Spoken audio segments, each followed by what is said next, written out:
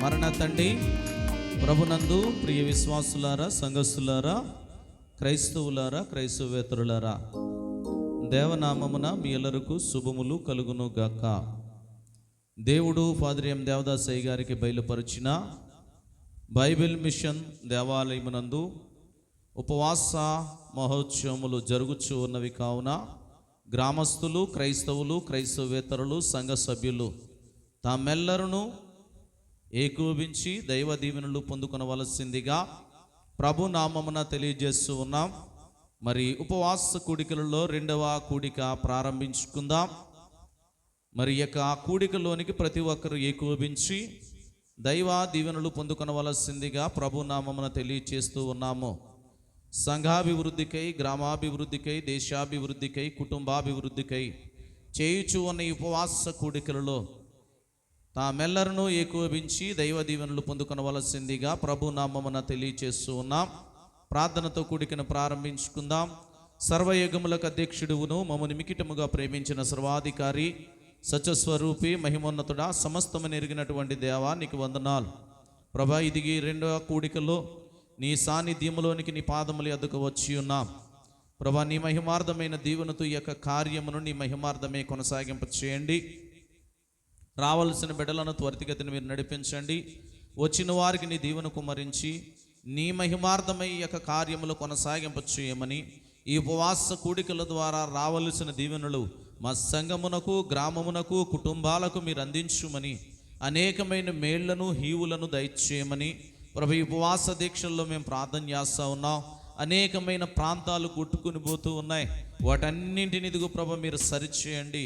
వ్యాధులతో బాధపడుతున్న వారు ఉన్నారు, బాధలతో బాధపడుతున్న వారు ఉన్నారు, ఇబ్బందులతో ఉన్నవారు ఉన్నారు. అందరినీ మీరు రక్షింపచేయండి ప్రభా. తినుబండారాలు లేక, త్రాగటానికి నీరు లేక చింతించువారు ఉన్నారు ప్రభా. సమస్తమును మీరు సరిచేసి నీ మహిమార్థమైన దీవెన, స్వస్థత, బలాత్సయములతో నింపి ఈ కార్యమును కొనసాగింప చేయమని, సమస్త కార్యములు ఇదిగో నా చేతుల్లో, నా స్వాధీనములో ఉన్నవని సెలవిచ్చి ఈ యొక్క కార్యముని ఈ రీతిగా మా మధ్య నుండి కొనసాగింప చేయొచ్చు, నడిపించచ్చు అన్న దేవా నీకు వందనాలు. ఆరంభించచ్చు అన్న ఈ యొక్క కూడికను నీ మహిమార్థమై జయకరముగాను, మహిమకరముగాను, మంగళకరముగాను కొనసాగింపచేసి నీ మహిమ చూపించుమని, మా కొరకు మహిమ మేఘములో రాజు గీతించచ్చు, మా మధ్యన పరిశుద్ధాత్మునిగా ఉండి ఈ కార్యమును కొనసాగింప చేయొచ్చు ఉన్న యేసయ్య అతి శ్రేష్టమైన నామమును అడిగి వేడుకొనొచ్చు ఉన్నాము తండ్రి. ఆమేన్. మరణత. మొదటి కీర్తన పాడుకుందాం. శుభాకర శుద్ధాకర విశుద్ధ వందనం, శుభాకర శుద్ధాకర విశుద్ధ వందనం, నభాన భూమి సార్వో నాట్యవందనం, నభాన భూమి సార్వో నాట్యవందనం, శుభాకర శుద్ధాకర విశుద్ధ వందనం.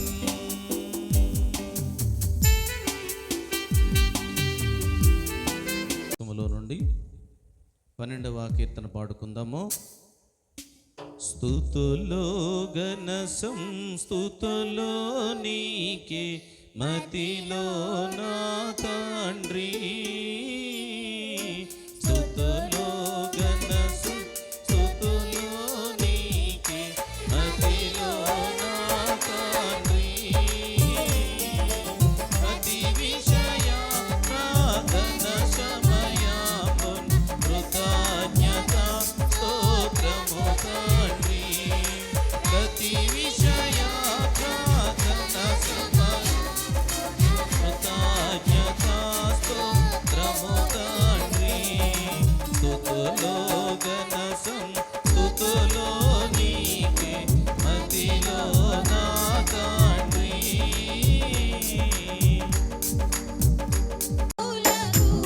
వరై వరై నా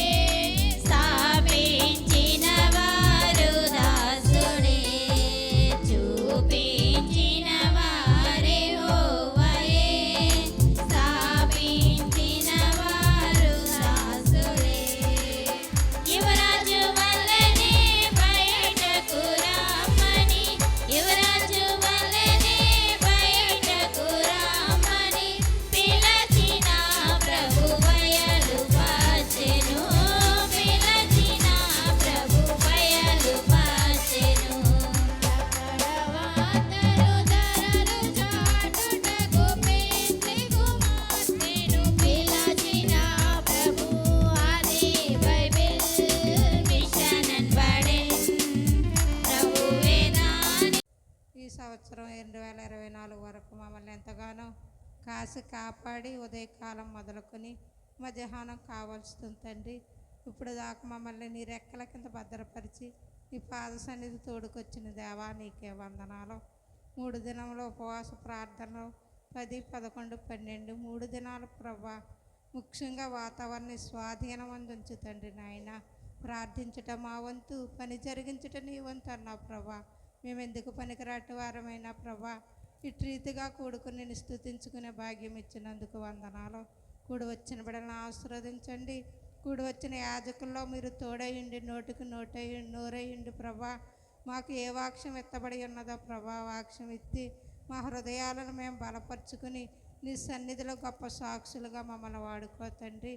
మా బైబిల్ మిషన్ ఎత్తి చూపించిన ఆయన అలనాడు ప్రభా నువ్వు దేవదేవుడు అయినా ప్రభా యెహోవాను సహింపలేవనియు అపోస్తులు కాకే తాను అపోస్తుడమని చెప్పుకుని వారిని పరీక్షించి వారు అభక్తికులను నీవు కనుగొంటివి అనియు నీవు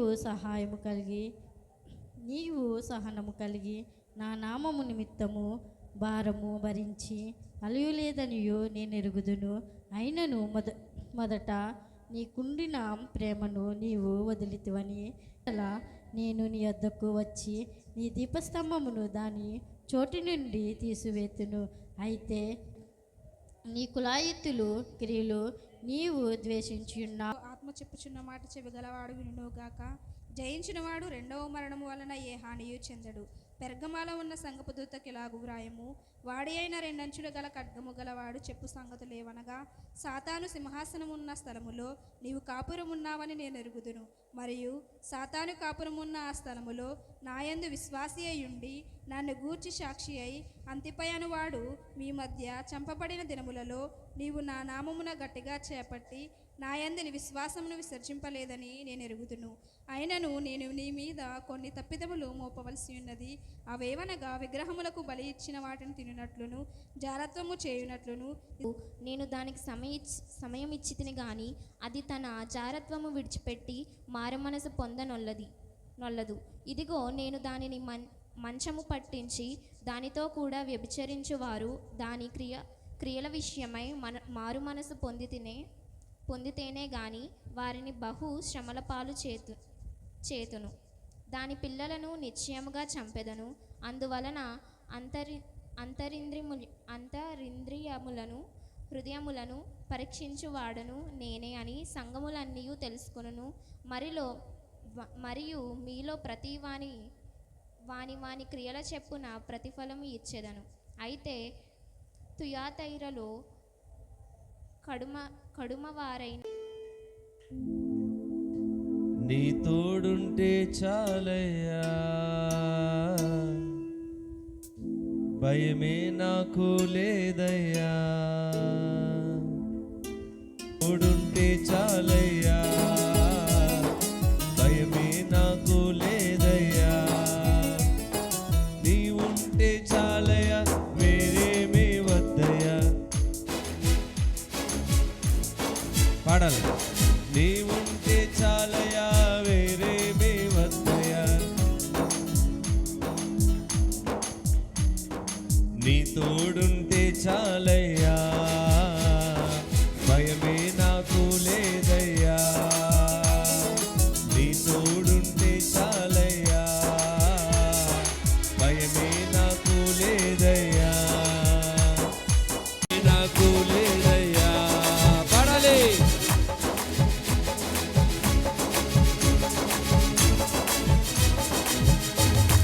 నీ తోడుంటే చాలయ్యా, భయమే నాకు లేదయ్యా. పడదమ్మా, చప్పలు కొడుతూ అమ్మా పడాలి. నీ ఉంటే చాలయ్యా, వేరేమీ వద్దయ్యా. మరలా నీ ఉంటే చాలయ్యా, వేరేమీ వద్దయ్యా. నీ తోడుంటే చాలయ్యా, భయమే నాకు లేదయ్యా. పడాలి. భయమే నాకు లేదయ్యా. నీ తోడుంటే చాలయ్యా, భయమే నాకు లేదయ్యా, నీ తోడుంటే. ఏ రీతిగా అతన్ని ప్రేమించి అతన్ని బాగు చేసి అతనికి నడవడికను నేర్పించి అతనికి అనేక విషయాలను బోధించిన తరువాత అతడు ఏ రీతిగా దేవుని మీద ఆధారపడ్డా, లోకంలోకి వెళ్ళాడా, లోకంలోకి వెళితే పరిస్థితులు ఎలా ఉంటాయి అనేటువంటిది, దేవునిలో ఉంటే గనుక దేవుని ప్రేమ ఎలా ఉంటుంది అనేటువంటిది అతను కూర్చున్నటువంటి విషయాలు మనము కొద్ది నిమిషాలు మనము నేర్చుకుందాం. ఈ ఇర్మియా గ్రంథములోని 31వ అధ్యాయములు 20వ వచనంలో ఇతను కూర్చున్నటువంటి విషయాలు వ్రాయబట్టే. ఎఫ్రాయిము నాకిష్టమైన కుమారుడు, నా ముద్దు బిడ్డ, నేను అతను గూర్చి మాట్లాడినప్పుడెల్లా అతని జ్ఞాపకము నన్ను విడవకున్నది. అతను గూర్చి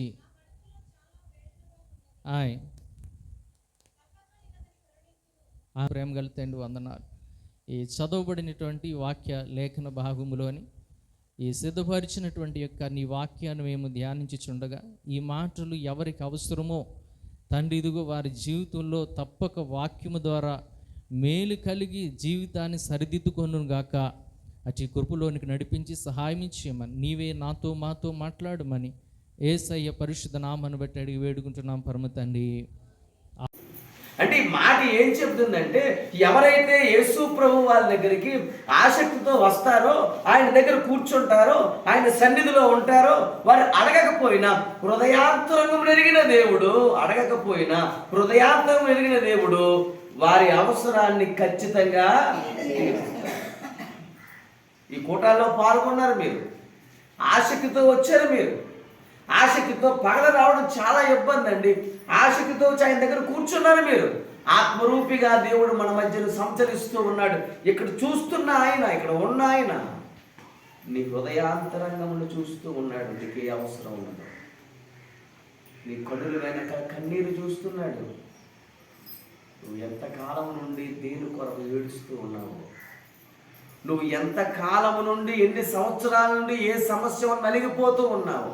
ఈ బాధ తీరిస్తే బాగుండు దేవుడు, ఈ అవసరాన్ని తీరిస్తే బాగుండు దేవుడు అని నువ్వు అనుకుంటున్నావు కదా. దేవుడు సన్నిధికి వచ్చావు కదా, నీతోనే దేవుడు మాట్లాడుతున్నాడు.